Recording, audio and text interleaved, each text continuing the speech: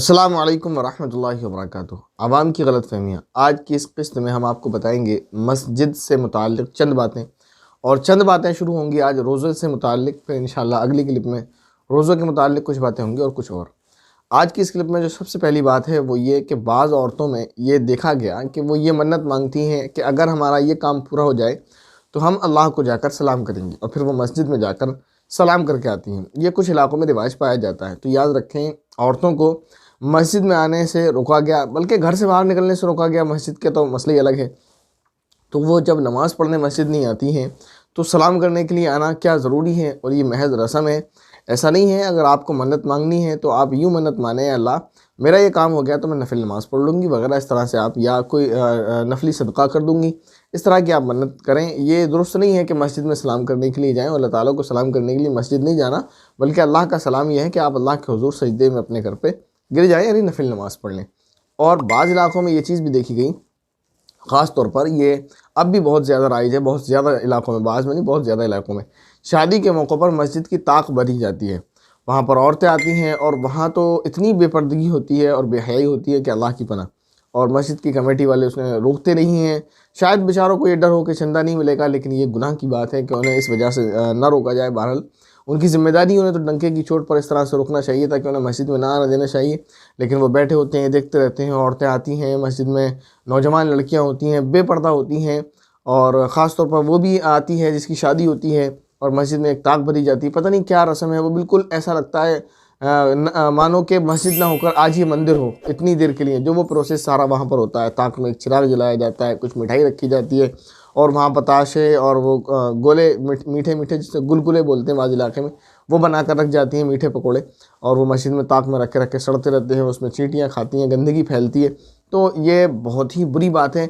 ऐसा लगता है कई बार इसको मना किया गया कि जैसे मस्जिद ना होकर ये मंदिर हो, और वही पुरानी रस्में जो दिमागों में बैठी हुई हैं, एक माशरे में रहने की वजह से वही सारे काम मस्जिद में हो रहे होते हैं, और कमेटी इसको मना नहीं करती।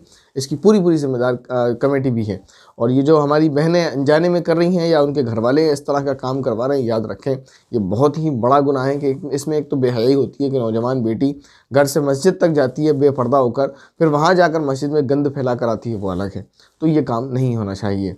अक्सर इलाक़ों में लोग ये काम करते हैं कि नमाज जुमा में या ईदैन की नमाज़ों में, यानी ईद या जुमे की नमाज़ पढ़ने के लिए जाते हैं, तो ख़ुद तो सुस्त और ढीले ढाले हैं। जो दोस्त जा रहा होता है उससे कहते हैं भाई मेरी जगह पर ये मुसल्ला ले जाओ, वहाँ बिछा देना, या रुमाल बिछा देना, मैं वहाँ जाकर बैठ जाऊँगा। तो याद रखें, दुरुस्त नहीं है। आप जल्दी पहुँचें, वहाँ बैठें, या फिर जहाँ जगह मिले वहाँ बैठें। इस तरह अपना मुसल्ला रखवा कर, या अपनी तस्वीर रखवा कर, या अपना रुमाल बिछवा कर मस्जिद में कब्ज़ा करना, ये दुरुस्त नहीं है। कि आप आएंगे तो आधे घंटे बाद और आपने कब्ज़ा कर रखा है पहली सफ़ में, ये दुरुस्त तरीक़ा नहीं है।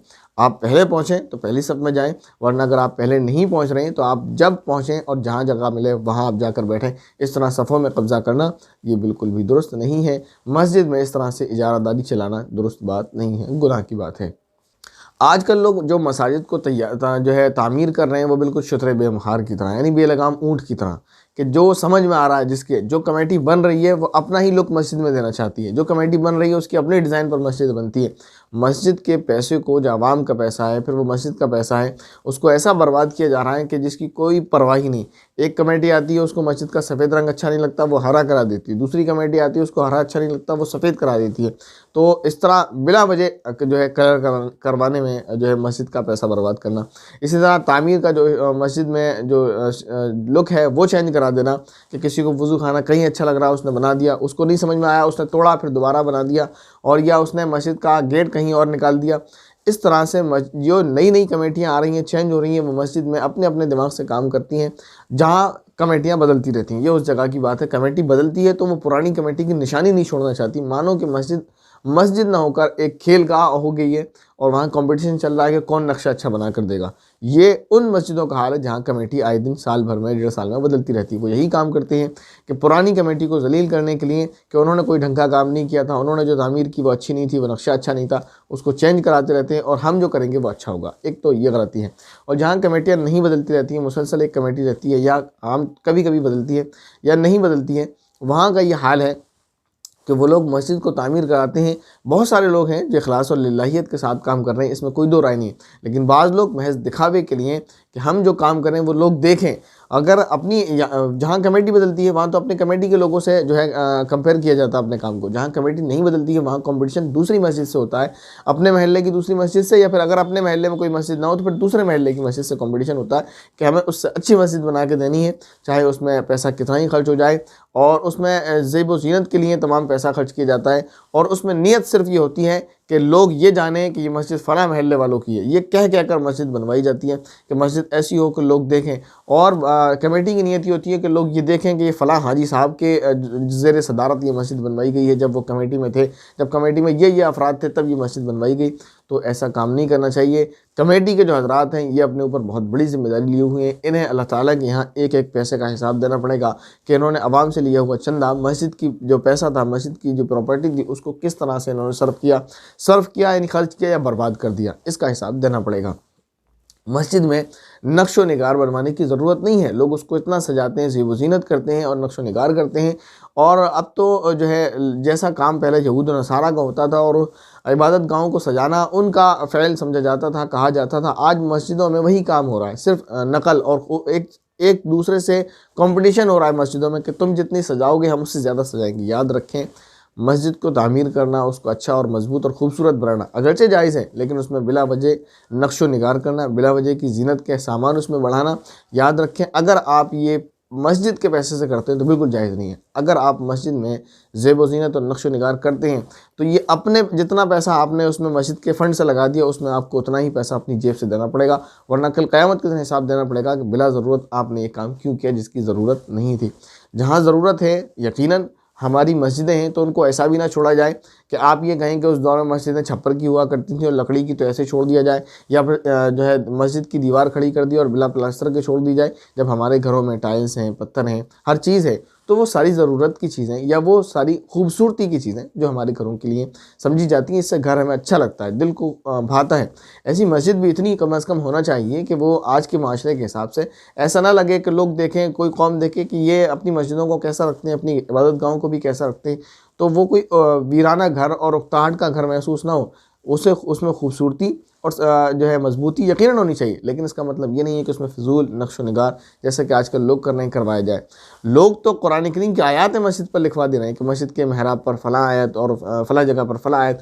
कुरान करीम की आयत को ज़ेब व ज़ीनत के लिए इख्तियार करना दुरुस्त नहीं है। और फिर ये कि मज़ीद उस कुरान करीम को इस ढंग से लिखना कि पढ़ने में भी ना आए, तो मैं समझता हूँ कि ये हराम के करीब है या फिर हराम ही कहा है। तो ये इसकी तो बिल्कुल भी गुंजाइश नहीं है कि मस्जिदों में आप सजावट करें कुरान करीम की आयत को लिखवा कर। ये मेरे इल्म के मुताबिक है, यही मैंने अब तक पढ़ा और समझा है, और मैंने इसके ख़िलाफ़ किसी को नहीं पाया। अगर किसी के पास इसके ख़िलाफ़ कोई दलील है या इसके जवाज़ की कोई दलील है कि कुरान करीम पर आयत लिखी जाए मस्जिद पर और उसको मस्जिद को सजाया जाए कुरान करीम की आयत लिख कर, कुरान करीम की आयत नक्श करा कर, और इस तरह से भी कि किसी के पढ़ने में भी आए या ना आए, और बस उसमें एक लुक हो, एक डिज़ाइन हो और ये लगे कि हाँ मस्जिद खूबसूरत नज़र आ रही है, वो कुरान करीम की आयत नक्श और जो वो हो वो सिर्फ ज़ेब व ज़ीनत और ख़ूबसूरती के लिए हो। मैं नहीं समझता कि जायज़ है। अगर किसी के पास इसकी जायज़ होने की इसकी जवाज़ की दलील हो तो वो अगर मुझे दिखाएं तो मैं यकीनन रुजू करूँगा, लेकिन मेरे इल्म के मुताबिक जब अब तक जो मैंने समझा है ये जायज़ और दुरुस्त बात नहीं है कि कुरान करीम की आयत से मसाजिद को सजाया जाए। महज ज़ेब व ज़ीनत के लिए कुरान करीम की आयत मसाजिद के मिंबर व महराब पर या कहीं पर किसी भी जगह पर मस्जिद के किसी भी हिस्से में लिखी जाए, मैं इसको दुरुस्त और जायज़ मैं नहीं बल्कि और भी सारे उलमा जिनको मैं जानता हूँ समझता हूँ वो जायज़ और दुरुस्त नहीं समझते हैं। ये चंद बातें थी मस्जिद के मुतालिक। ख्याल तो ये था कि रोज़ों के मुतालिक भी चंद बातें बताई जाएंगी, लेकिन वो इसके लिए माज़रत इंशाअल्लाह नेक्स्ट क्लिप में रोज़ों के ताल्लुक़ से आपको चंद बातें पेश की जाएंगी। अस्सलामु अलैकुम रहमतुल्लाहि व बरकातुहू।